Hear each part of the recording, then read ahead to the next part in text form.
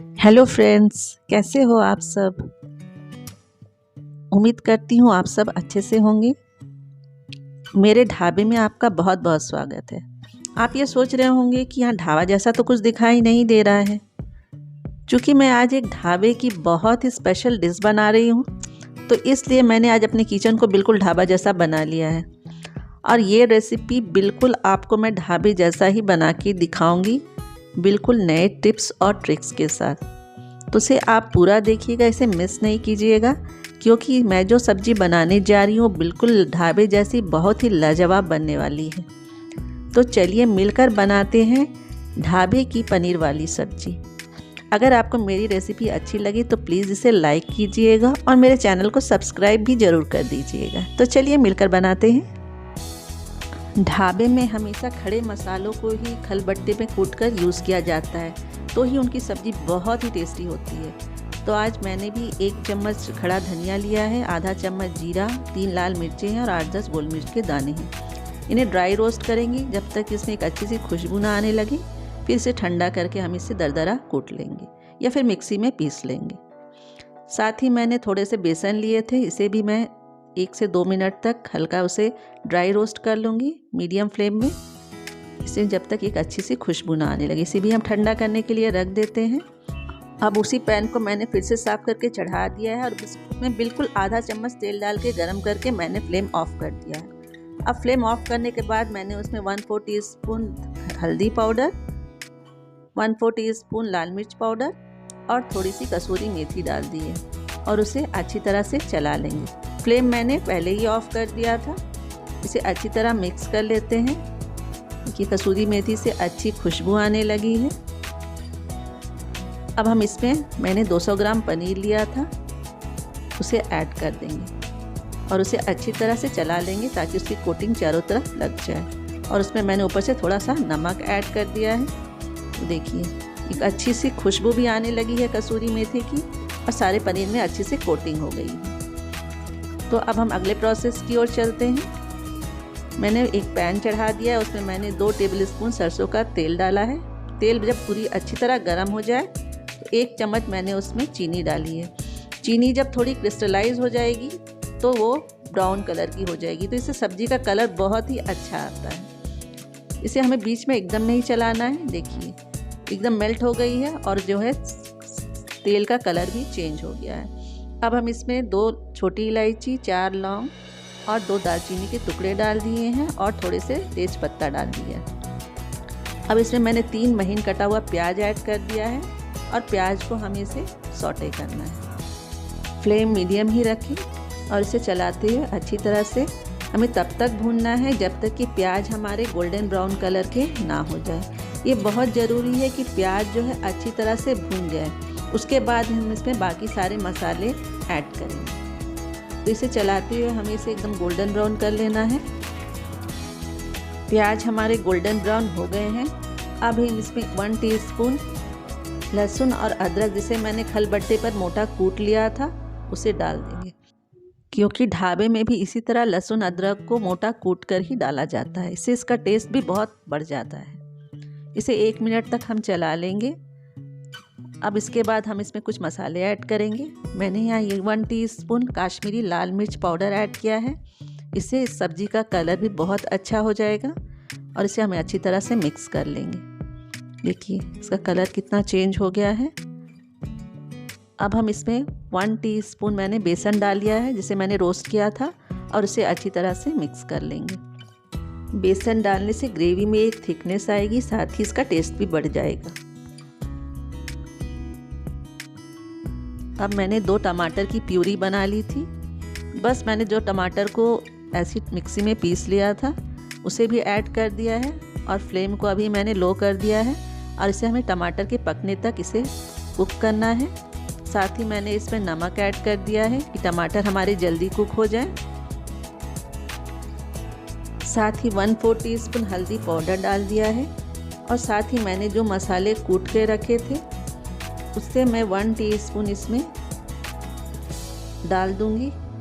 आप जितना पनीर ले रहे हैं उसी हिसाब से इसमें मसाले डालने होंगे। मैंने 200 ग्राम पनीर लिया था तो उसमें मैं केवल 1 टीस्पून ही इसमें खड़े मसाले को जो हमने कूट के पाउडर बनाया था उसे लूँगी। और साथ ही मैंने 1/4 टीस्पून किचन किंग मसाला डाला है, ये बिल्कुल ऑप्शनल है। और साथ ही मैंने 3 हरी मिर्चें ली थी जिसे भी स्लिट करके डाल दिया है और इसे हम अच्छी तरह से भून लेंगे। आप मसालों को जितनी अच्छी तरह से भूनेंगे आपकी सब्ज़ी का स्वाद उतना ही अच्छा आएगा। तो इस बात का बिल्कुल ख्याल रखें कि मसाले हमारे अच्छी तरह से भुनने चाहिए। अब हम इसमें बिल्कुल 1/4 कप पानी डाल दिया है ताकि हमारे मसाले अच्छी तरह से भुन जाएं और इसे हम अच्छी तरह से चला लेंगे। और उसे हमने ढक दिया है। ढक के हमें 2 से 3 मिनट तक इसे रखना है। देखिए तेल ऊपर की ओर आ गया है, मतलब हमारे मसाले जो है काफ़ी अच्छी तरह से भुन गए हैं। एक बार इसे अच्छी तरह से चला लेते हैं। अब इसमें कसूरी मेथी मैंने 1/2 टीस्पून ली थी, इसे अच्छी तरह से क्रश करके इसमें डाल देंगे और इसे अच्छी तरह से हम मिक्स कर देते हैं।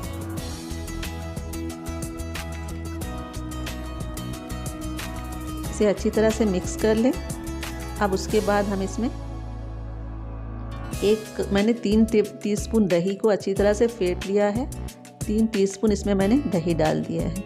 यहाँ पर फ्लेम मैंने लो करके ही दही डाला है ताकि हमारी दही फटे नहीं। और इसके बाद हम इसे अच्छी तरह से मिक्स कर देंगे। जब भी आप दही ऐड करें तो इस बात का ख्याल रखें कि फ्लेम को आप लो कर लें या फिर आप बंद कर दें थोड़ी देर के लिए। अब इसे 2 से 3 मिनट के लिए ढक देंगे। ढक्कन हटा के देखते हैं। देखिए हमारे मसाले एकदम क्रीमी हो गए हैं और इनका कलर भी काफ़ी अच्छा लग रहा है देखने में। अब हम इसमें 1/2 टीस्पून चाट मसाला पाउडर डालेंगे और साथ ही 1/4 टीस्पून काला नमक ऐड करेंगे।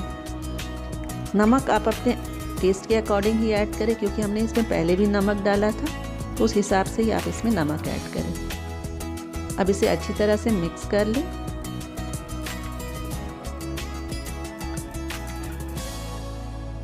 पहले हर घर में जो भी खाना बनाया जाता था उसमें हम लोग सिलबट्टे का यूज़ करते थे और तुरंत ही पीसकर हम मसाला डालते थे, जिससे उस खाने का टेस्ट बहुत ही बढ़ जाता था। पर आज चूँकि हमारे पास टाइम नहीं है इसलिए हम पाउडर मसाला यूज़ करते हैं, इसलिए खाने का वो टेस्ट नहीं आता है जो पहले हमारे मम्मी के हाथ में या नानी दादी के हाथों में आता था। अब हम इसमें थोड़ा सा पानी ऐड कर देंगे। हमें जितनी ग्रेवी चाहिए उतना ही पानी ऐड करेंगे।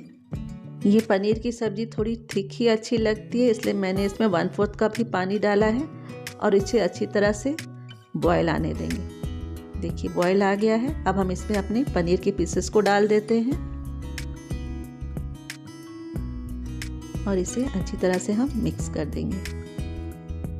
अब हम इसमें 1/2 टीस्पून गरम मसाला पाउडर ऐड करेंगे और साथ ही धनिया के पत्ते मैंने काट के रखे थे उसे ऐड कर दिया है और इसे अच्छी तरह से हम मिक्स कर लेंगे। देखिए हमारी सब्ज़ी का कलर कितना अच्छा लग रहा है। ये बनकर बिल्कुल तैयार है। इसके टेस्ट को बैलेंस करने के लिए मैं यहाँ पर 1 टीस्पून इसमें चीनी डालूँगी। ये बिल्कुल ऑप्शनल है, अगर आप चाहे तो डाल सकते हैं, ना चाहे तो आप इसे स्किप भी कर सकते हैं। चीनी डालने से इसका टेस्ट भी काफ़ी अच्छा लगता है। ये टोटली आप पर डिपेंड करता है, आप डालना चाहें तो डाल सकते हैं। अब हम इसे अच्छी तरह से 1 मिनट के लिए चला लेंगे। तो दीजिए हमारी सब्जी बनकर बिल्कुल तैयार है, एकदम ढाबे वाली सब्जी। आप इसे एक बार ज़रूर ट्राई कीजिए, आप इसे इसी तरह से बनाना पसंद करेंगे। तो चलिए अब हम इसकी प्लेटिंग कर लेते हैं बिल्कुल ढाबे वाली स्टाइल में। ढाबे में कुछ ऐसा ही वो बर्तन यूज़ करते हैं, इसलिए मैंने इस तरह का ही बर्तन यूज़ किया है। अब हम इसकी प्लेटिंग कर लेते हैं।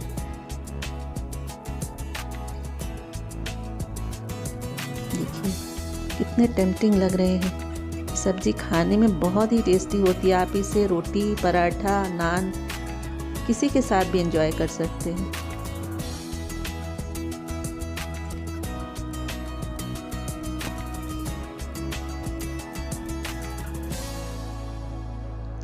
ऊपर से धनिया पत्ता से गार्निश कर देते हैं और साथ ही थोड़ा ग्रेटेड पनीर भी हम ऊपर से इसमें डाल देते हैं।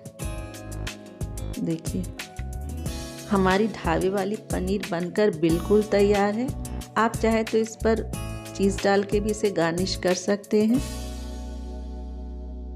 तो इसे आप नान के साथ खाइए, रोटी के साथ खाइए, पराठा के साथ खाइए, राइस के साथ खाइए, ये सबके साथ बहुत ही अच्छी लगती है। तो इसे आप ज़रूर ट्राई कीजिए और अपने एक्सपीरियंस मेरे साथ ज़रूर शेयर कीजिए। अगर आपको मेरी यह रेसिपी अच्छी लगी हो तो प्लीज़ इसे लाइक ज़रूर कीजिए और मेरे चैनल को सब्सक्राइब कीजिएगा। फिर मिलती हूँ एक नई रेसिपी के साथ। Till then good bye, take care.